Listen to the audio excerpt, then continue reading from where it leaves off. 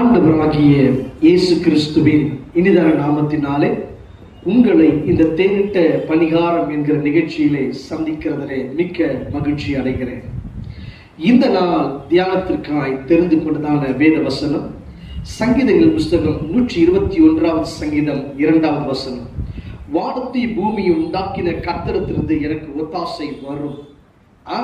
எனக்கு அருமையான தேவ பிள்ளையே, நமக்கு ஒத்தாசை கர்த்தரிடத்திலிருந்து தான் வரும். அதை நாம் அறிந்து கொள்ள வேண்டும். ஒருவேளை தனிமையின் பாதையில் கைவிடப்பட்டவர்களாய் இருக்கிற ஒரு சூழ்நிலையிலே நீங்கள் காணப்படுவீர்களானால், இல்லை என்றால் ஒரு குழப்பத்தின் மத்தியிலே காணப்படுகிற சூழ்நிலையிலே காணப்படுவீர்களானால், நம்முடைய தேவனாகிய ஆண்டவராகிய இயேசு கிறிஸ்துவை நோக்கி பாருங்கள். நிச்சயமாகவே அவரிடத்திலிருந்து ஒத்தாசை வரும். அவரை நம்பி காணப்படும் பொழுது நமக்கு நன்மைகளை செய்கிறவராய் அவர் இருக்கிறார். இந்த சங்கீதத்தை நாம் வாசிக்கும் பொழுது நமக்குள்ள ஒரு தைரியம் உண்டாக ஆரம்பிக்கிறது. எனக்கு அருமையான தேவ பிள்ளைகளே, இந்த நாளிலே இந்த சங்கீதத்தை வாசித்து உங்களை தைரியத்தினால் நிரப்பிக் கொள்ளுங்கள். எனக்கு அருமையான தேவ பிள்ளையே, ஒரு குறிப்பிட்டதான ஒரு மனுஷன் தன் வீட்டை கட்ட வேண்டும் என்று பிரயாசப்பட்டானாம். அதற்கு மரங்கள் தேவைப்பட்டதாம். அது மாத்திரமல்லாமல் சில பொருட்களும் தேவைப்பட்டது. இவன் என்ன செய்வதற்கு தெரியவில்லை. இவனுக்கு உணவுக்கே வழியில்லாத சூழ்நிலையிலே எப்படி வீட்டை கட்டப்போகிறோம் என்ற சூழ்நிலையிலே காணப்பட்டுக் கொண்டிருந்தவன் இவன் கர்த்தரை நோக்கி ஜெபித்தான். இந்த 121வது சங்கீதத்தை அவன் வாசித்து வாசித்து அந்த வசனத்தின்படி அவன் ஜெபிக்க ஆரம்பித்தான்.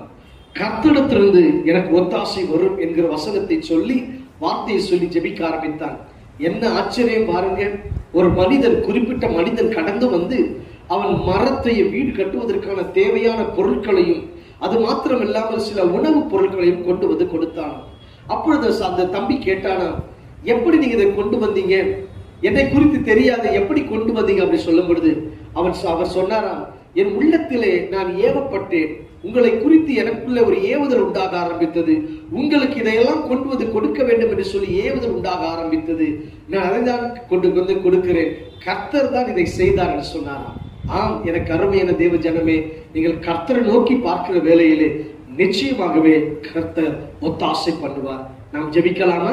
இந்த நாளிலே கர்த்தர் ஒத்தாசை பண்ணட்டும். நாம் ஜெபிப்போம். மகா இரக்கமும் கிருபையும் நிறைந்த நல்ல ஆண்டவரே, உங்களை நாம் துதிக்கிறோம், ஸ்தோத்தரிக்கிறோம் சுவாமி.